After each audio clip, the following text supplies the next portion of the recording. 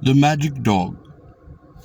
Down where the forest is so thick that the sun rarely pierces the leafy roof, where there are mosses and ferns and little plants of the brightest green, where parrots screech and thousands of little monkeys chatter in the trees, there stands a great white temple. Once, long ago, there was joy and gladness there, and the flower-crowned people danced and sang.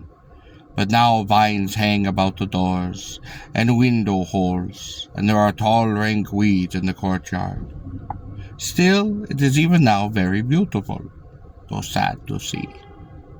Long years before this temple was built, there lived a king, and his people did love him. And he on his part loved not only his people, but every flower that grew, every grass blade, and every leaf on bush and tree. Where he came from, no one knew. But there were those who said that he had come from the sea, not in a ship like a man, but alone, in the great and beautiful seashell. So they called him in their own tongue the king who came in a seashell. And when he went about among his people, he wore a headdress of gold-green feathers, a feather cloak of turquoise blue, and about his middle was a golden belt set with glittering precious stones. On his feet were golden sandals, and in his hand he bore a great spear of silver. The spear he carried for a sign only, for there was no fighting in those days, and it was time when all went very well. Everyone had enough to eat and to drink and to wear, and so that none had to worry about the day to come. Men loved diamonds and emeralds and rubies for their beauty, and just as they loved the sight of the tiny rainbow in a sparkling dewdrop. As for other things, corn grew so large that the single ear was as much as a man could carry, and cotton grew not only white as we see it now, but also red and blue and yellow and scarlet and black and orange and violet and green. It was the daughter of the Seashell King who had taught the people how to grow colored cotton, and she, with her silky cloud of hair, was the most beautiful creature ever seen. When she walked about, the air was sweet with wonderful perfume. Birds sang with joy as though their throats would burst, and slim drooping ferns did nod in welcome. The story of the beauty and goodness of the maiden ran through all the land, and young men who sought her hand came from very far and very wide. So many were her suitors that the day was set apart each week when all the people gathered to see the young men display their powers or their gifts or even their cleverness. Some would shoot with the bow, others would cast the lasso. Singers sang the songs they had made, and musicians played their flutes so well that the slender bows would bend to listen. There were gifts too, and some brought rare stones cut into the shape of birds and animals and flowers. But not one man had touched the heart of the princess, though she was gracious to all. Now before the king came an evil creature of a witch had ruled the land, and she had come from the land of the shaking mud. Somehow the Seashell King had driven her away, and that she should worry his people no more, he had set a boundary, and guards were on watch day and night to prevent her in her mischief. So she spent the day in her cave, coming out only at night to prowl about the boundary, and only then when there was no moon, and her name was Tlapa.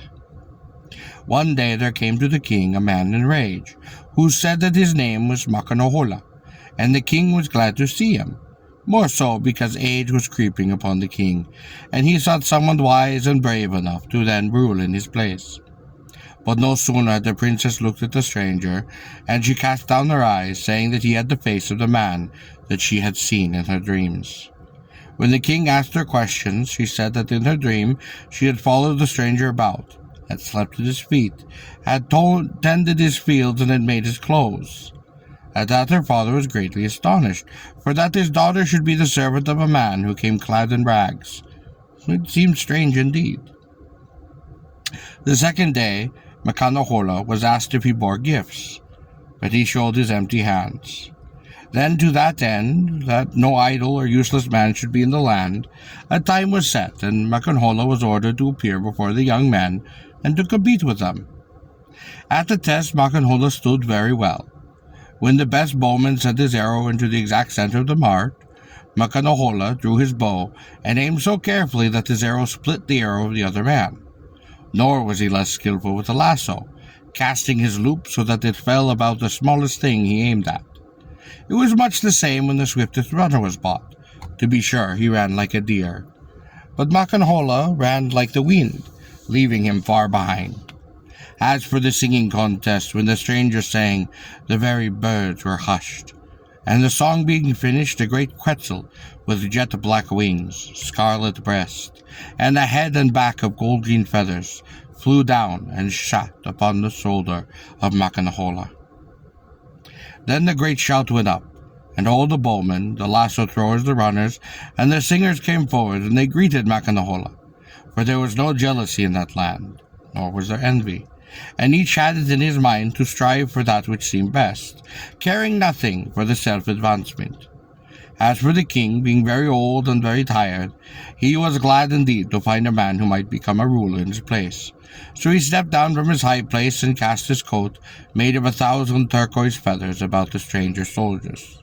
All went very well indeed.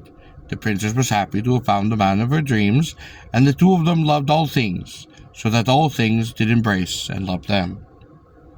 The Tlapa, the witch, with long crooked nails, and black teeth and ice-like eyes, learned of all this from the bats. Loving evil and war and violence, she was angry that another should come into the land to rule when the old king died, for she had long waited for the breath to pass from his body, so that she might come out and rule again. Seeing how the people greeted Makanahola, she became tight-lipped and slit-eyed. And one night she went to Waroma, a place of rocks, where lived a wild man of terrible strength, who sat in his cave all day, crouched over a fire smoking green wood. Over the cave fire, Tlapa and the wild man whispered long and long, and while the bats flapped and fluttered, and the white worms crawled close to listen, for they plotted how to dispose of Makanahola. The wild man was all for dashing into the country, trampling down the guards that stood upon his way, and beating the stranger with his great club of long, blunt thorns. But Tapla would not hear of, knowing that Makanahola would shoot an arrow that would speedily put an end to the wild man of the rocks. Far more crafty was she, for she remembered in telling the wild man of a strange plant that grew in the gloomy depths of the forest far away. There, because of the tangled thicket, she could never go. No sooner had the wild man learned of this strange plant than he sprang to his feet, and with great bounds went crashing through the forest, overturning the trees that stood in his way. He upset huge rocks, splashing through the swamps, and climbed the rocky precipice with a wild cat, until he came to the place where grew the evil weed. He was back again in his cave before that midnight. Taking the weed, Tlapa dried it over a fire of rotten wood, and crushed it into a powder. The powder she cast into the air, and carried by the wind, it fell where the king's people lived. Wherever it fell, whatever it touched, there grew hate, suspicion, jealousy, greed. Where the dust fell on plant or flower, there was but the slightest fleck of it. There was immediately a withering and a dying. The very corn shriveled and shrunk. Where had been flowers, there grew in a single night a dense, thorny tangle. The very weather changed, and the pleasant cool passed away, so that the days were both hot and the nights icy cold. Some men, touched now with greed, laid claim to great tracts of earth, bidding others be gone. And so for the first time in that land, men quarreled and fought. Even the old king changed little, and seeing the trouble that had come upon his land, was persuaded to believe that Makanahola was the cause. Word passed from mouth to mouth, and whispered tongues poisoned the truth. And when Makanahola took his walks, grieved to see the withered flowers and fruits, people did hide from his gaze. Thoughts passed to words, and words to deeds, and one day a crowd turned in Makanahola, and with sticks and stones they drove him across the border and into the forest where, except for the cry of a distant bird, it was all still as midnight. Sad and sick at heart, Makanahola built a little shelter of branches and leaves, and day after day he did wander alone. Nor had he living company, until one day there came to him a dog, footsore and quite thin. The creature was hungry and weak, and thorn-torn, and Makanahola took it in, washed and tended it, and shared with it his meal, and a poor enough meal it was, being of berries and drops of tree gum and little roots.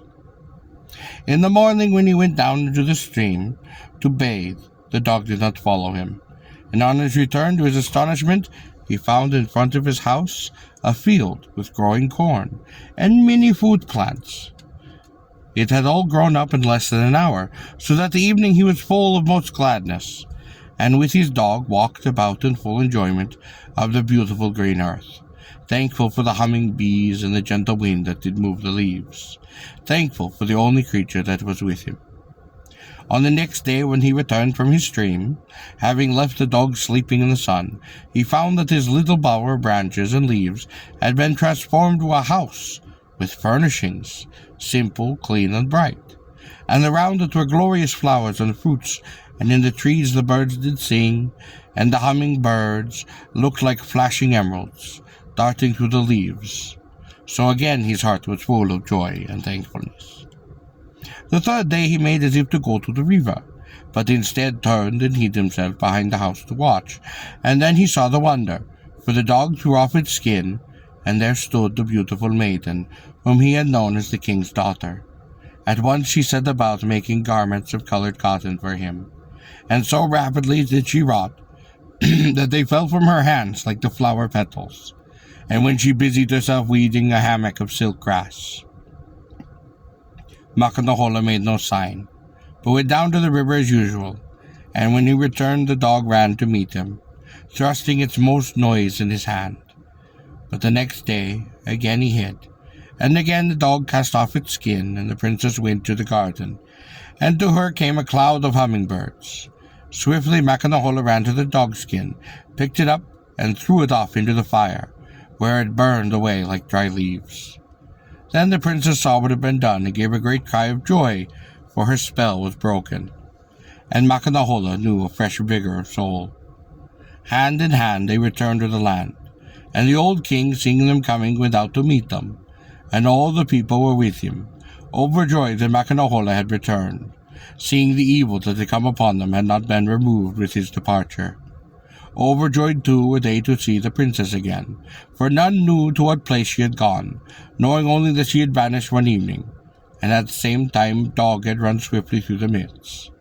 For certainly Talpa the witch had laid some enchantment upon her with an evil design, but evil though it may touch the good, cannot forever bind it. Wherefore the maiden resumed her own form some part of every day. There was a great meeting about the people then, and Makanahola lost no time in seeking out the witch Tlapa, whom he then killed with the silver-pointed arrow shot through her heart. As for the wild man of Arima, it is said that learning of the death of the witch, he dashed away in great terror, and sinking away in the sinking mud, was seen no more. But the king of the seashell made Makanahola a ruler, and on that spot where the bower had been built, and where he had first saw the dog, was erected the temple of white stone, which you may now see for yourself to this day, if you go to Orinoco.